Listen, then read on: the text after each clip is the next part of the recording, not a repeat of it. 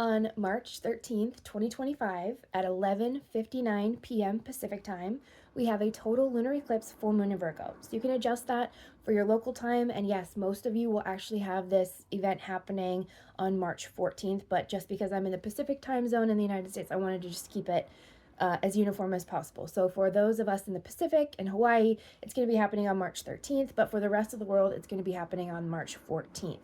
Now, this total lunar eclipse full moon in Virgo is essentially a very big, powerful full moon.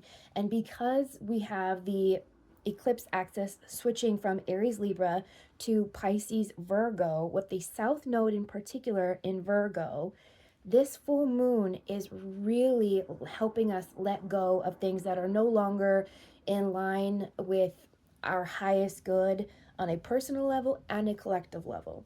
So this is going to be a time where we experience a lot of endings. And in particular, I'm thinking we're going to be experiencing a lot of relationship endings.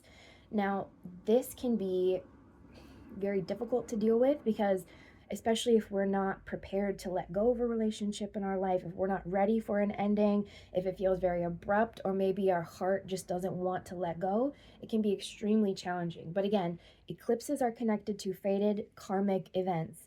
And so if something does release at this time for you, it's really the best thing for you to let go, to surrender, to change course, and to set new goals. Now, you're going to want to find the house in your natal chart that is ruled by Virgo, because this is going to give you insight as to which area of your life in particular is ruled or illuminated by Virgo. And that's going to help you when I give you some dates to look back at to kind of figure out what was going on for you in that period of time, specifically in that area of your life ruled by Virgo, because similar things are about to happen. Now, this full moon in particular, because there's just so much energy going on, I'm going to try to break it down as simply as I can. But this total lunar eclipse full moon in Virgo is happening at 23 degrees 58 minutes of Virgo. So if you have any of your personal planets, specifically if your rising sign or your sun sign is at 23 to 24 degrees of mutable signs, Pisces, Virgo, Gemini, or Sagittarius, you are likely to feel the effects of this total lunar eclipse full moon in Virgo the most. Now, that being said, if you have your Mercury, Mars, your Venus, if your North Node, your midheaven, if any of those really important personal points are at or around 23 to 24 degrees of Taurus, Scorpio, Cancer, or Capricorn, you are actually likely to enjoy this time around the total lunar eclipse full moon in Virgo the most, because you do have the most harmonious aspects forming with your natal planets. And that essentially just means that the planets are actually speaking to each other in a very harmonious manner as opposed to a challenging manner. Now, that being said, just because the planets are speaking harmoniously doesn't mean that you're not going to experience challenges, and vice versa. Just because planets are having a little bit of friction or there's abrasive connections between the two does not necessarily mean that you're going to experience a lot of difficulties around this time. Now, overall, I'm seeing this full moon energy be a very mixed bag.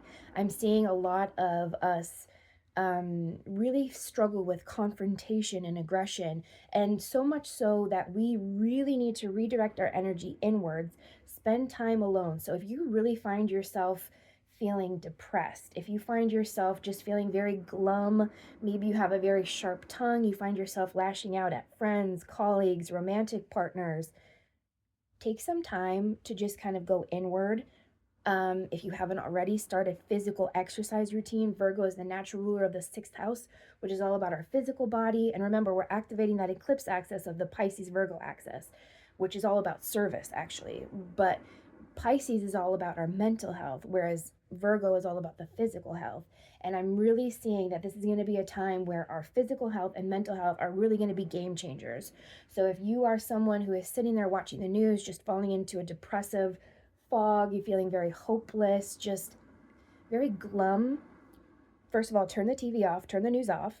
Second of all, meditate on words like peace and love.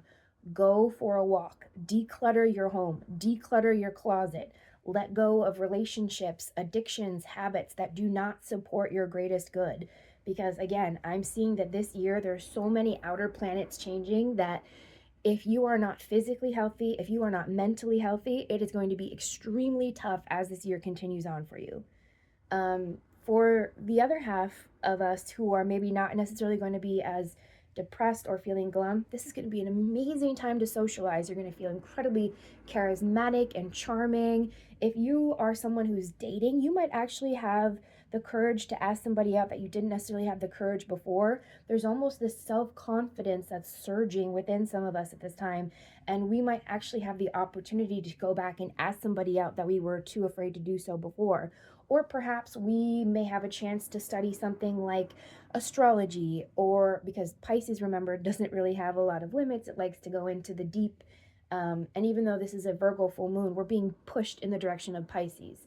So we're maybe letting go of this need to organize every thought, a very Virgo characteristic. We're letting go of this need to identify and fully understand things, and we're allowing ourselves to dive deep into these dreamlands and these fantasy worlds. So watching a movie, reading a fantasy book, singing in the shower, writing poetry, all of these things are going to be really, really helpful around this time, especially to release emotions, because Venus is still retrograde. Venus is going to be retrograde until April 12th. So we have this inward revisiting of our relationships, and not just our romantic relationships. We're looking deep at our friendships. We're looking deep at how we show up in relationships. We're also looking at our relationships with addictions and our physical body and our beauty, because Venus is also the ruler of Taurus, which is all about the physical body, and she also rules Libra. So there's this balancing act, right? And this feminine energy is also very physical, but this feminine energy doesn't necessarily want to be aggressive. So where are you allowing boundaries to be non-existent, essentially, and how is that affecting your relationships? This energy of this full moon, remember, is connected to energy from the past. So every lunar eclipse, every solar eclipse is part of a specific Saros series. And this lunar eclipse, total lunar eclipse, is connected to a Saros series called 123. And this particular Saros series first came to Earth in 1502, and it's not going to complete until like 2367. I have the exact dates on the Elevated Aura blog if you want to look it up, and I go into way more detail about this full moon and what this eclipse energy is really all about. But just for the purposes of trying to share a synopsis with you, there has been a lot of discoveries. In 1502, Columbus sailed the ocean blue. So there's a lot of, remember, Pisces is water. There could be a lot of ocean-related discoveries, water-related discoveries at this time. There have also historically been a lot of natural disasters, flooding, earthquakes, fires. So I'm seeing that it's possible that there could be some natural disasters that really shake us to our core and force us to collectively come together. Because the biggest theme that I'm seeing at this full moon is that there's going to be this consciousness that gets cracked open on a collective scale, and we're going to realize that in order to survive extinction, humans are going to need to adapt and adjust every single facet of life that we know and understand. Sex, communication, technology, food, everything is going to change. So how do we do that? How do we collectively share our natural resources that are in limited supply? How do we do that?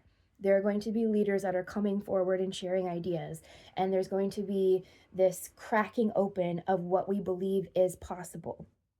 And again, this is why your physical health, your mental health is going to be a game changer this year. When I look again at the eclipse energy and how this energy has been experienced on Earth, the last time that we experienced this particular Saros series was in 2007. And in 2007, we had a total lunar eclipse in Virgo on this same Saros series. And we had, world events like there was the Virginia Tech massacre. There were a lot of issues in the Middle East. And that's actually a theme that I've seen when I've looked back at just the years that this Saros series and the Pisces-Virgo eclipse axis has, how it's activated on Earth. There was the Tiananmen Square massacres. There's been a lot of revolutions in the Middle East and in Russia. There's been a lot of Soviet revolutionary energy. The Berlin Wall fell in 1989 when we were on the Pisces-Virgo axis, also actually on this particular Saros series. So you can see that historically we are going to be experiencing more of the same, because this energy is like a spiral. It comes back and we experience it a little bit differently, but it's still sort of in the same ballpark. And in 2025, the energy that we're experiencing, really since I started talking about astrology in 2021, we've been swimming in this energy of World War I, World War II, the Great Depression, but also the political revolutionary movements of the 60s and the 70s, the anti-Vietnam protests, this peace love energy of students saying no to war, and really the public just changing their perception so much so of the Vietnam War. All of that has happened under this eclipse axis. There have been the birth of nations like Iran and Bangladesh under this specific eclipse energy. So you can really see that. Actually, another one too, the Russian monarchy. If you watched Anastasia when you were little, the Romanovs, that monarchy fell during this eclipse energy. So there is a lot of movement and room here for big changes in terms of government, big changes in how we see our relationship with our government, big changes in how we see the relationship with ourselves. There was a trade agreement that was signed, I forget the exact year, and it's on the Elevated Aura blog, specifically on this topic of the total lunar eclipse in Virgo. But there were things like legislation signing free trade agreements between Mexico, Canada, and the United States. There were trade agreements, or excuse me, not trade agreements, there were laws established protecting Social Security and Medicaid and the right to collective bargaining and the right to form a union. All of that was happening under this particular energy of this eclipse. So possibly we could experience more of the same. And I think it's important to keep in mind, remember I was sharing with you about that spiral energy, that when we experience change, sometimes we need to go backwards before we can move forwards. And what I mean by that is, we didn't eradicate slavery by any means in the United States, for example, with the Civil War. So even though we were taught that slavery ended with the Civil War, there technically still is slavery that still exists in the United States. And so this energy could possibly be bringing up and showing the shadow side of what was created in the wake of this idea that racism was gone. And so we are probably going to see more clashes. We're going to see more of the shadow sides of society, possibly. But this is not meant to keep you feeling hopeless and in a state of despair. This is meant to inspire you, to help you crack open the powers of what could be in your mind, to help us create a solution together.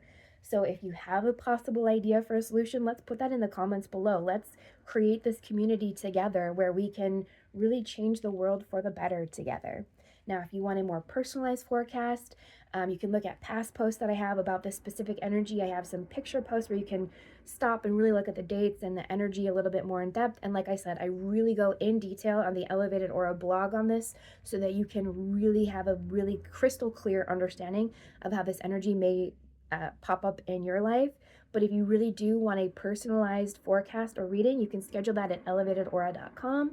And if you're not ready for the one-on-one reading of your natal chart, I do have some really helpful personalized reports, including transit reports and a solar return, which is like a birthday forecast for you. And so if you want to look at what does 2025 have in store for you, or how is this eclipse axis going to affect you for the next 3, 6, or 12 months, you can get that all at elevatedaura.com.